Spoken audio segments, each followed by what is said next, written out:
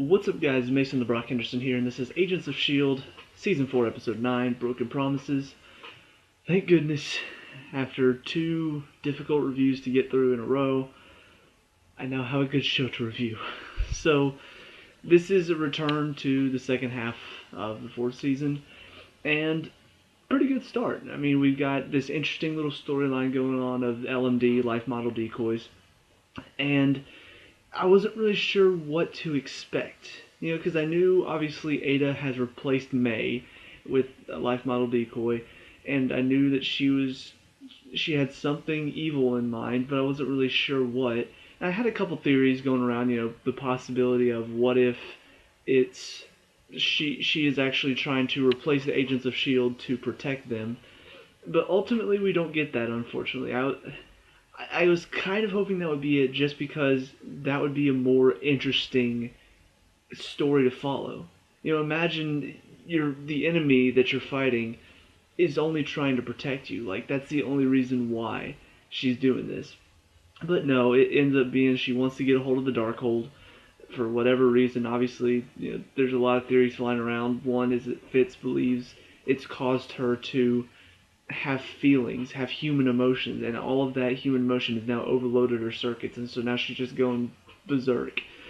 Well, that is one thing that seems plausible. I mean, she seems like she's human now. She seems like she truly wants, she truly wants to experience more. She wants to experience more of what the Darkhold can give her. And so that's one side of the story. It's her attacking the base, everybody doing their best to try to stop her, and it was interesting. The other side of it is we see Senator Nadir. Her brother is actually the one that was in the cocoon that Gemma was looking at earlier in the season. And so we see that Gemma, the director, and Daisy are all going to find out about this Inhuman and find out about who he is, what his powers are, what the plan is from Senator Nadir. And so they get there, they see the watchdogs are there, there's a plan to kill her brother. There's somebody in charge of the watchdogs, which I think is very interesting. I thought it was Senator Nadir for a while, but it turns out there's somebody even more powerful. They call him the Supreme Leader or something like that. So there's somebody even higher up than Senator Nadir in charge of the watchdogs. I'm wondering if it's going to be Agent Blake.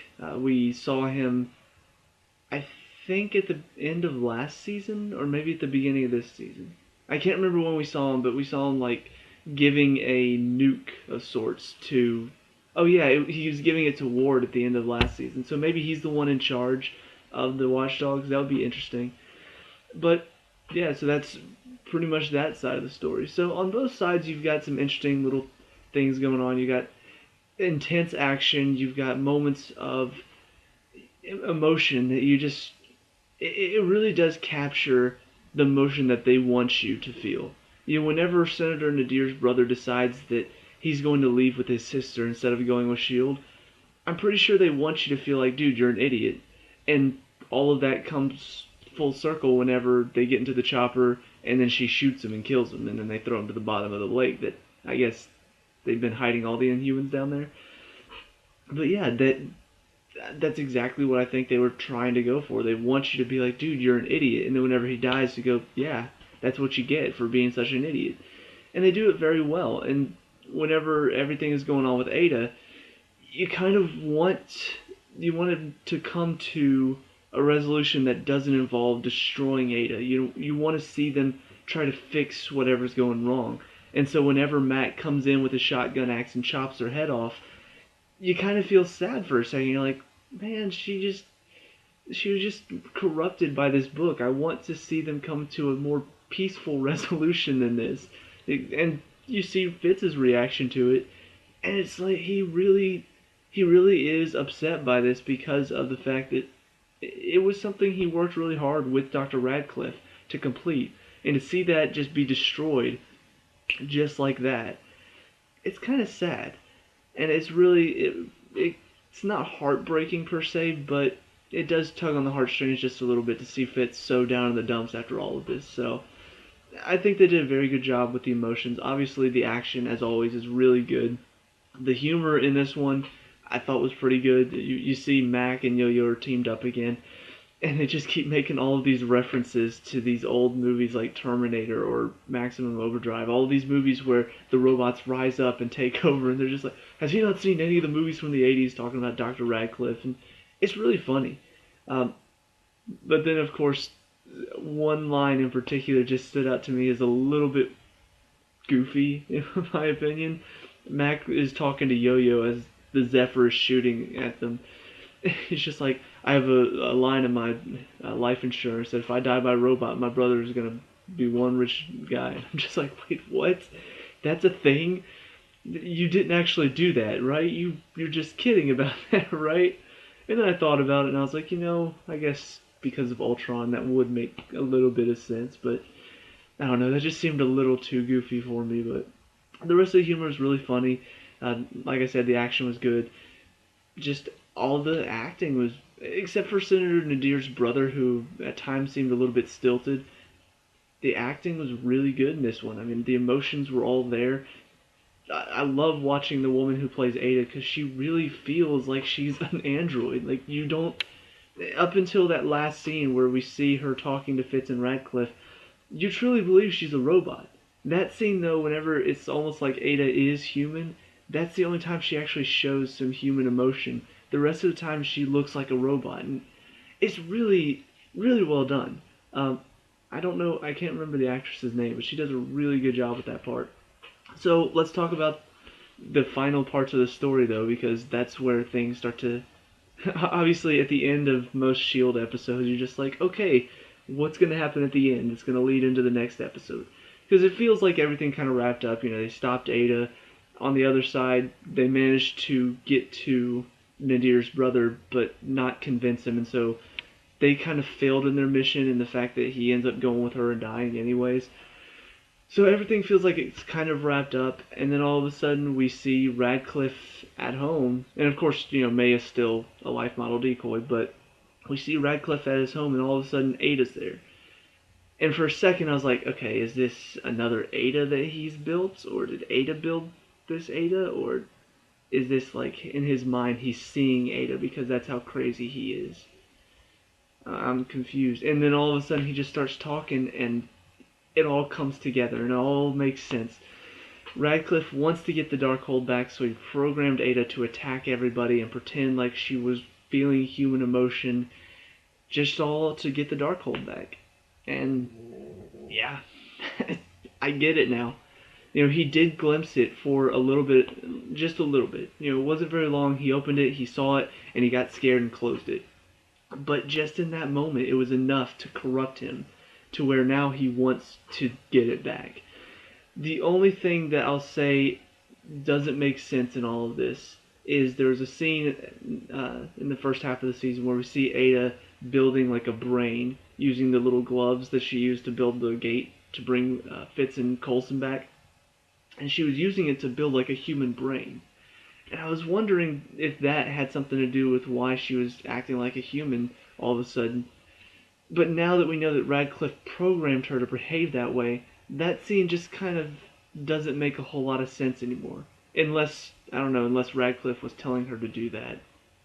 Maybe. I don't know.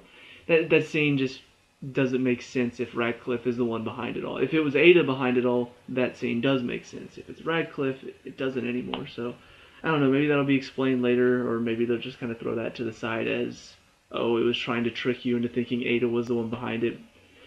And then, of course, the other scene to talk about is we see Nadir's brother gets dropped into, I guess, a lake of some sort with, like, some sort of cement bag, I'm guessing, tied to his ankle.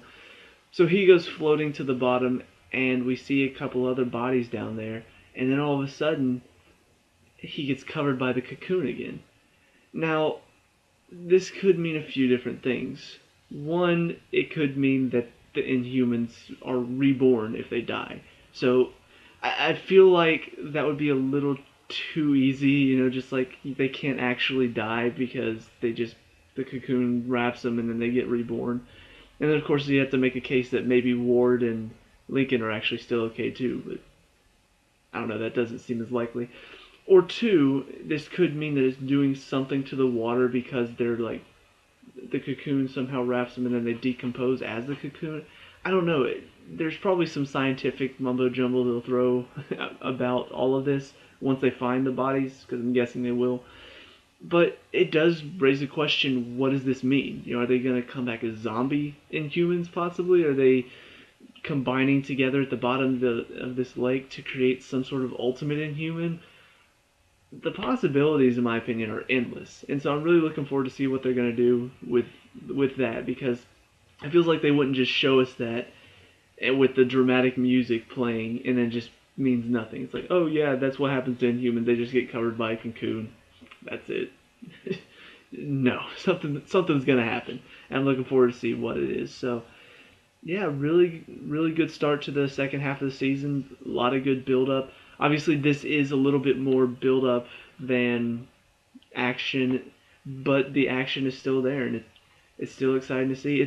It's also a little bit heartbreaking to see Coulson just be with May and not know what's going on. And that's actually something I should talk about. I think the decoy May actually thinks she is May, because when Coulson was fighting Ada, she knocks him out. And so you think at that point, if May knows she's a decoy, she would be like, okay, I think it's this way, talking about the Darkhold. But she doesn't. She actually says, I'm not going to let you get to it, and then she goes to attack, and Ada shuts her down.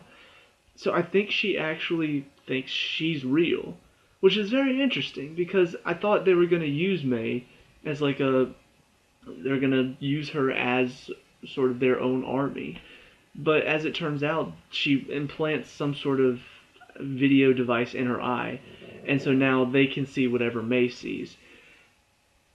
But yeah, I don't know. I think that's going to be very interesting to see whenever they realize that she's a decoy. I wonder what that's going to do to the decoy May, because that may be too much for her circuits to handle. It's another good setup for something else going on in the season. So I'm still expecting everybody on the team at some point to be replaced by a decoy. Probably Fitz first, just because he still visits Radcliffe a lot. I'm guessing he's either going to see Ada rebuilt or he's going to see May trapped in the door. Radcliffe's going to find out that he found out, and so he's going to replace Fitz with a decoy. And at some point, they're just almost all of the team, except for probably, I'd say, Daisy, ends up trapped, and so she has to rescue them. Just because it feels like that would be a good arc for her character to have. For her to leave S.H.I.E.L.D. at the beginning of the season and then come back into S.H.I.E.L.D. and now she's trying to gain trust, and now at the end of it all, it's just her and the director are the last two left that aren't decoys. And so now they have to fight together and work together to save S.H.I.E.L.D. That would be pretty interesting. Who knows? Maybe they're not going that way. I kind of expect they will, but we'll see. So let me know what you guys think down in the comment section below. What did you like and dislike about this episode? Let me know. We can talk about and discuss all that good stuff. Leave a like and subscribe for future Agents of S.H.I.E.L.D. reviews, and I'll see you at the next one. Peace out.